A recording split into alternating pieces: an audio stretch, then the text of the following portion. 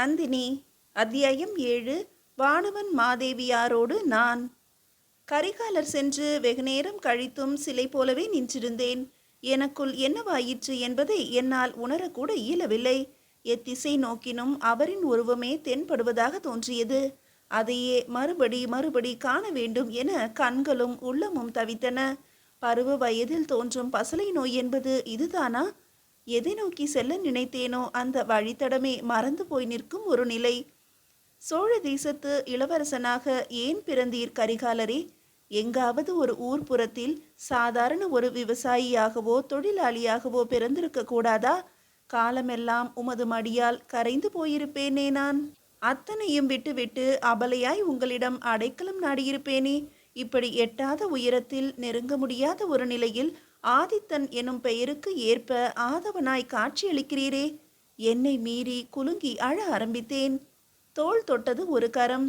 என்னை உள்ளே அழைத்து வந்த அதிகாரிஜி நின்றிருந்தார். என்ன, பார்த்து விட்டாயா எம் இளவரசரை? ஆனந்தத்தால் அழுகை பொங்குகிறதா? அதிர்ஷ்டசாலிதான் நீ. இல்லையென்றால் அவருக்கு தெரியாமல் அவரை காண அவரிடத்திலேயே அனுமதி பெற்று வர முடியுமா? கேட்டார் அவர். என்றால் அவருக்கு எல்லாமே தெரியுமா? நான் இங்கு நின்று பார்ப்பேன் என்பது கூட தெரியுமா? ஆச்சரியத்தோடு கேட்டேன். அவருக்கு தெரியாமல் சோழ தேசத்தில் ஒரு இலை கூட அசையாது எனும் போது இதில் என்ன ஆச்சரியம்? நீ நின்ற இடம் கூட அவரது தேர்வுதான் என்றார் அந்த அதிகாரச்சி. எனில் ஆரம்பம் முதலே நான் இங்குதான் இருக்கிறேன் என்பதை அறிந்து கூட ஒரு முறை கூட பார்வையை இப்பக்கம் திருப்பவில்லை அவர்.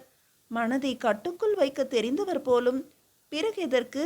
செல்வதற்கு முன்பு கடைசியாக ஒரு குறுகுறு பார்வை, கூடவே ஒரு மந்திர புன்னகை. தெரிந்தே தவிக்க விட்டு போவதுதான் ஆடவரின் குணமோ? எனக்குள்ளேயே குழம்பி போனேன். இதற்கு மேலும் இங்கிருக்க வேண்டாம் பெண்ணே. வேண்டியதை அடைந்துவிட்ட பின் அதிலேயே நின்று லயித்து விடக்கூடாது. காத்திருக்கும் கடமைகளுக்கான பணியை தொடங்கு. இதுவும் அவரின் வாய்மொழி உத்தரவுதான் என கூறிய அதிகாரச்சி அங்கிருந்து நகர்ந்தாள். சரி, புறப்படலாம் என நானும் நகர கருவறை வாசலின் பார்வையில் பட்டார் என் தந்தை. ஓ, கருவறைக்குள் இருந்த வைணவ பட்டர்களின் உதவிக்கு இவரும் உள்ளிருந்தாரோ என்று நான் நினைத்த அதே வேளையில், வணக்கம் மாதேவியாரே என என் தந்தை எவரையோ வணங்க அங்கே பட்டத்து அரசியார் நின்றிருந்தார் சில அரச குல பெண்களோடு. யாரது? பழையாறையின் பட்டர் அல்லவா நீங்கள்? நந்தவனத்தில் இருக்க வேண்டியவர் இங்கு எப்படி அரங்கனின் சேவையில்? தம்பிக்கு உடல்நிலை சரியில்லை என்று காஞ்சியின் வரதராஜ பெருமாள் கோவிலில் கைங்கரியம் செய்ய புறப்பட்டேன். வழியில் அரங்கன் தடுத்து விட்டான். அவனது சேவைக்கு அடியேனையும் பயன்படுத்தி கொண்டான். அனிருத்தரின் உத்தரவு என்பதை கூறாமல் விட்டீர்களே என கூறி சிரித்தார் பட்டத்து அரசியார். அரசியாருக்கு தெரியாது நடந்துவிடுமா என்ன? பவ்யமாக கேட்டார் தந்தை. நல்லது, காஞ்சிக்கு எப்போது பயணம் கேட்டார் பட்டத்து அரசியார். போக வேண்டும். அதற்கு இங்கிருக்கும் நாராயண பட்டர் அனுமதிக்க வேண்டும். சரி, தம்பிக்கு என்ன உடம்பிற்கு? வயதாகி கொண்டு வருவதுதான். உடல் உபாதைகளும் கூடவே வந்து விடுகின்றனவே என்றார் என் தந்தை. உண்மைதான். முதுமை வெகு சிலருக்குத்தான் வரம், பெரும்பாலானோருக்கு பாரம்தான் என்ற வானவன் மாதேவியாரின் வார்த்தைகள் நிதர்சனத்தின் வெளிப்பாடு. சரி, பரவாயில்லை. இங்குதான் முக்கிய வேலை முடிந்துவிட்டதே. நாளையே நீங்கள் புறப்படலாமே காஞ்சிக்கு. நாராயண பட்டரிடம் ஒரு வார்த்தை கேட்டுவிட்டு என்று இழுத்தார் என் தந்தை. நான் போக சொன்னதாக கூறுங்கள் அவரிடம். அனிருத்தரின் உத்தரவு பாதியிலேயே நின்றுவிடக்கூடாது. போகும்போது எவ்வளவு தேவையோ அதனை பட்டரிடம் பெற்று செல்லுங்கள் என்று வானவன் மாதேவியார் வெளியே செல்ல புறப்பட்டார். இந்த சந்தர்ப்பத்தை தவறவிடக்கூடாது நந்தினி. மாதேவியாரை இத்தனை அருகில் சந்திக்க இனி எக்காலமும் முடியாது. போய் பேசு என என் புத்தி அவசரப்படுத்தியது. எப்படி செல்வது? இத்தனை நேரம் இங்கேயே இருந்தாய் என தந்தை கோபிப்பாரே. உள்ளே ஒரு எச்சரிக்கை மணியும் அடித்தது. பார்த்து கொள்ளலாம். ஏதாவது ஒரு காரணம் கூறிக்கொள்ளலாம். மாதேவியார் இருப்பதால் இப்போதைக்கு தந்தை உன்னை கடிந்து கொள்ள மாட்டார். போ நந்தினி. மாதேவியார் நகர ஆரம்பித்து விட்டார்கள் என புத்தி பலமாக அடிக்க ஓடினேன் நான் கருவறையை நோக்கி. வணங்குகிறேன் தாயே என மூச்சு வாங்கியபடி கூறும் என்னை வியப்போடு பார்த்தார் மாதேவியார். யாரது? ஏன் இந்த ஓட்டம்? ஏதாவது பிரச்சனையா? கருணையோடு கேட்டார் அவர். என் மகள்தான் தாயே. தங்களை காண வேண்டும் என்ற ஆவலில் குறுக்கே வந்துவிட்டாள். மன்னிக்கவும் என்றார் என் தந்தை முன்வந்து. உங்கள் மகளா? இத்தனை வளர்ந்த பெண் இருக்கிறாளா உங்களுக்கு? அழகாக இருக்கிறாள் என்ற மாதேவியார் பார்வையால் என்னை அளந்தபடி பேசினார். பிள்ளைகள் வெகு விரைவில் வளர்ந்து விடுகிறார்கள் தாயே. நம் இளவரசர் கூட அடையாளமே தெரியாமல் வளர்ந்து விட்டார். இன்று பார்த்தது கொடுப்பினை என்றார் என் தந்தை. உண்மைதான். இவர்கள் வளரும் வேகத்தினை பார்க்கும்போதுதான் நமக்கு வயதாகிறதே என்ற பயமும் கூடவே வருகிறது என கூறி சிரித்தார் மாதேவியார். அந்த சிரிப்பில் கரிகாலரிடம் கண்ட அதே கம்பீரம் கொஞ்சம் தென்பட்டது. உன் பெயர் என்ன கேட்டார் மாதேவியார். நந்தினி என்று அழைப்பார்கள் என்னை. ஓ, நீதானா அது? குந்தவை உன்னை பற்றி நிறையவே கூறியிருக்கிறாள் என்று கூறி விஷமமாக புன்னகைத்தார். அறியாமல் நடந்த தவறு தாயே அது என்றேன் நான் பணிவாக. பரவாயில்லை. சிறு பிள்ளைகள் பிரச்சனைகளை எல்லாம் பெரிதுபடுத்துவது இல்லை. ஏதோ ஒரு கோபம் அவளுக்குள்ளும். அதை உன்மீது காண்பித்து விட்டால் போலும் என்ற மாதேவியாரே. விஷயம் என்னவென்றே தெரியாத என் தந்தை மலங்க மலங்க விழித்து பார்த்து கொண்டிருந்தார். மாதேவியாரின் காலில் விழுந்து வணங்க முயன்ற என்னை தடுத்தார் அவர். இறைவன் இருக்கும் இடத்தில் வேறெவரையும் வணங்குதல் தவறு. இதைத்தானே அன்று குந்தவையிடம் கூறினாய். இன்று நீயே அதனை மறந்துவிட்டால் எப்படி கேட்டார் மாதேவியார் குறுஞ்சிரிப்போடு. எவரென்று அறியாமல் நடந்த தவறென்று முன்பே கூறிவிட்டேனே தாயே. இந்த இடத்தில் விட்டால் பிறகு உங்கள் ஆசிகள் பெற வாய்ப்பிருக்குமோ இல்லையோ என்பதால் தான் இங்கேயே விழுந்து வணங்கிவிட்டேன் என்ற என்னை நோக்கி வாய்விட்டு சிரித்தார் மாதேவியார். புத்திசாலிதான் பட்டரே உங்கள் மகள். கூடவே குந்தவை கூறியதும் மறுக்க முடியாத உண்மை என்ற மாதேவியாரை என்ன என்பது போல ஆர்வத்தோடு பார்த்தேன் நான்.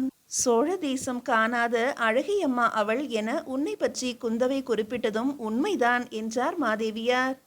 ஆக தன்னை பற்றி எல்லோரிடமும் பேசியிருக்கிறாள் குந்தவை. அகம்பாவம் பிடித்தவள், பிடிவாதக்காரி, வணங்க மறுத்தாள் என ஏதேதோ கூறியிருக்கிறாள். கூடவே என்னை அழகி என்றும் புகழ்ந்திருக்கிறாள். இன்னொரு பெண்ணை அழகி என ஒரு பெண் ஒத்துக்கொள்வதுதான் உலகின் அதிசயமாயிற்றே. நானும் ஆச்சரியப்பட்டேன். அதே சமயம் அழகுதான் பெண்ணுக்கு மிக பெரியதோர் ஆபத்து என்பதையும் நினைவில் வைத்துக்கொள் நந்தினி என்ற மாதேவியாரின் அடுத்த வார்த்தைகள் குந்தவையின் தாய்தான் இவர் என்பதை உறுதிப்படுத்தின. காஞ்சிக்கு சென்று பெருமாளோடு ஐக்கியமாகிவிடாதீர்கள் பட்டரே. பழையாறையின் சோமநாத சுவாமிகளும் காத்திருக்கிறார் உமக்காக என்று வானவன் மாதேவியார் நடக்க ஆரம்பித்தார். 5-6 தினங்கள் தான் தாயே காஞ்சி வாசகம். அதன் பிறகு திரும்பி வந்து விடுவேன் என்று பவ்யமாக கூறினார் என் தந்தை. கோவில் வாசல் வரை சென்று மாதேவியாரை வழி அனுப்பிவிட்டு வந்தார். என்னை நோக்கி வேகமாக நடந்து வந்தார். பூ தொடுக்கும் இடத்தில் அல்லவா நீ இருந்திருக்க வேண்டும். எப்படி உள்ளே வந்தாய்? எப்போது வந்தாய்? வேகமாக கேட்டார் தந்தை. இளவரசர் சென்று விட்டார் என்பதை அறிந்த பின்புதான் உங்களை காணலாம் என இங்கு வந்தேன் அப்பா. வந்த இடத்தில் மாதேவியாரை கண்டதும் நிலை கொள்ளவில்லை எனக்கு. நீங்களும் அவரோடு பேசிக்கொண்டிருந்தீர்கள் என்றவுடன் தைரியம் வந்துவிட்டது என்றேன் நான் அப்பாவியாக முகத்தை வைத்துக்கொண்டு. அதற்காக இப்படியா திடீரென்று ஓடி வருவது? வர வர உன் சிறு பிள்ளைத்தனம் அதிகமாகிக் கொண்டே போகிறது என்ற தந்தை சட்டென்று ஞாபகத்துக்கு வந்தவராக, ஆமாம், இளவரசியாரோடு என்ன பிரச்சனை உனக்கு என்றார். அன்றுதான் நீங்களும் உடனிருந்தீர்களே அப்பா. தெரியாமல் அவர் மீது மோதிவிட்டேன். மன்னிப்பும் கேட்டேன். நீங்கள் கூட அரச குடும்பத்தினரை வணங்கும் முறையைத்தான் கற்றுத்தந்தீர்களே எனக்கும் என்று கூறிய நான் அந்த நிகழ்வு நெஞ்சில் தோன்ற கோபத்தை அடக்க பல் கடித்தேன். என்னவோ நந்தினி, அரச குடும்பத்தாரோடு பேசும்போதும் பழகும் போதும் மிகுந்த எச்சரிக்கையோடு இருக்க வேண்டும். ஒரு சிறு தவறு கூட பெரிய ஆபத்தை வரவழைத்துவிடும் நமக்கு. கவனமாக நடந்து கொள், அவ்வளவுதான் கூற முடியும் என்ற தந்தையை உள்ளிருந்து எவரோ குரல் கொடுத்து அழைக்க, சரி, நீ வீட்டிற்கு போய் தேவையானவற்றை மூட்டை கட்டி வை. நாளை காலையிலேயே காஞ்சி புறப்பட வேண்டும் என்றவர் என்னை திரும்பி கூட பாராமல் உள்ளே சென்றார். பழைய அறையிலிருந்து புறப்பட்டு காஞ்சி நோக்கி சென்றவளை இங்கே தங்க வைத்தாய். 2 நாட்கள் கூட ஆகவில்லை, அதற்குள் காஞ்சிக்கு துரத்துகிறாய். என்னதான் செய்ய நினைத்திருக்கிறாய் அரங்கா என்னை என்ற எனது உள் மனதின் குரல் அரங்கனை எட்டி இருக்குமோ என்னவோ தெரியவில்லை. கோயில் வாசலுக்கு வந்து வெளியே ஒரு நோட்டமிட்டுவிட்டு வீடு இருக்கும் தெரு நோக்கி நடக்க ஆரம்பித்த என்னை தடுத்து நிறுத்தியது அந்த குரல். பெண்ணே, கொஞ்சம் நில் என்ற குரல் உத்தரவாக தெரிய திரும்பி பார்த்தேன். பல்லவர் குல இளவரசன் பார்த்திவேந்திரன் நின்றிருந்தான். என் பெயர் நந்தினி என்றுதான் முன்பே கூறியிருக்கிறேனே உங்களிடத்தில் என்றேன் நான் அவன் அருகே சென்று. நினைவில் வைத்து கொள்ளும்படியான விஷயம் அல்ல அது என்பதால் மறந்துவிட்டேன். சரி, அதை விடு. இளவரசரை கண்டாயா கேட்டான் பார்த்திவேந்திரன். கண்டேன், உங்களின் உதவியால். கூடவே பட்டத்தரசியாரையும் கண்டேன் என்றேன் நான். மகிழ்ச்சி, அதை கேட்கத்தான் அழைத்தேன். நீ போகலாம் என்ற பார்த்திபேந்திரன் திரும்ப ஒரு உபதளபதி ஓடி வந்தான். இளவரசே, ஒரு சிறு குழப்பம். கரிகாலர் காஞ்சிக்கு புறப்படுவது இன்று இரவா நாளை விடியலிலா? உறுதியாக தெரிந்தால் அதற்கு தகுந்தாற் போல ஏற்பாடுகளை செய்யலாம் என்றான். அது எனக்கும் தெரியாது என்பதுதான் உண்மை. கரிகாலன் தனது எந்த ஒரு முடிவினையும் கனப்பொழுதில் மாற்றியமைக்கும் வல்லமை படைத்தவன். எதற்கும் நீ இரவே புறப்படுவதற்கான ஏற்பாடுகளை செய்துவை. மாற்றம் இருப்பின் நான் வந்து சொல்கிறேன் என்ற பார்த்திவேந்திரன் போகாமல் அங்கேயே நின்று கொண்டிருக்கும் என்னை பார்த்தான். ஏன் இன்னமும் இங்கேயே நிற்கிறாய்? கோபமாக கேட்டான். உங்களிடம் கூறிவிட்டு செல்லலாம் என நான் இழுக்க, அதுதான் போகலாம் என அப்போதே கூறினேனே. புறப்படு முதலில் இங்கிருந்து என அவன் எரிந்து விழ அங்கிருந்து நகர்ந்தேன். பார்த்திவேந்திரா, இளவரசன் என்ற மமதைதான் உனக்குள்ளும் இருக்கிறது. இன்று இத்தனை அலட்சியப்படுத்துகிறாய் அல்லவா என்னை?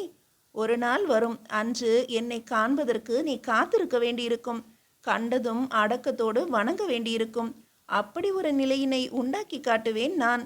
என்றாலும் உன்மேல் ஒரு கரிசனம் உண்டு எனக்கு. உன்னால் தான் கரிகாலர் பற்றிய ஒவ்வொரு விஷயங்களும் எனக்கு தெரிய வருகிறது. அவருடைய அடுத்த நகர்வு என்ன என்பதை உன்னை சந்திக்கும் ஒவ்வொரு முறையும் நான் தெரிந்து கொள்கிறேன். அதற்காகவே நீ எத்தனை அலட்சியப்படுத்தினாலும் நான் பொறுத்து கொள்வேன். இப்போது கூட அதி அற்புதமான தகவலை அளித்திருக்கிறாய். கரிகாலர் காஞ்சிக்கு செல்கிறார் என்ற தகவல். என் தந்தை கூறும்போது வெறுப்பாக இருந்த காஞ்சி இப்போது விரும்பி போகும் இடமாகி போனது. அத்தனையும் உன்னால்தான், நீ அறியாமல் தரும் தகவல்களால்தான். எப்படியாவது எங்காவது மீண்டும் ஒரு முறை கரிகாலரை சந்திப்பேன் காஞ்சியில். எனக்கானவர் அவர்தான் என்பது முடிவாகிவிட்டது எனக்குள். நான் நினைப்பது போல நடந்துவிட்டால் இன்றைய சோழத்தின் இளவரசர் நாளைய அரசர், நான் தான் அதன் பின் அரசி. அந்த அகம்பாவம் பிடித்த குந்தவை என்னை வணங்கியே ஆக வேண்டும். அப்போது என்னை ஏளனமாக பார்த்த அந்த பார்வை, வெட்கி தலை குனிவதை பார்க்கும் வரை நெஞ்சின் காயம் எனக்கு ஆறாது. எனக்குள் பொங்கிக் கொண்டிருந்தேன். மறுநாளைய விடியலில் தந்தையோடு புறப்பட்டேன் காஞ்சியை நோக்கி. சோழத்தின் தலைநகரில் புறப்பட்ட நான் பல்லவ தலைநகரை நோக்கி பயணித்து கொண்டிருந்தேன். வழி நெடுக பசுமைக்கும் குளுமைக்கும் குறைவில்லாது இருந்தும் உள்ளுக்குள் ஒரு நெருப்பு பற்றி எரிந்து கொண்டிருந்தது எனக்குள்ளே.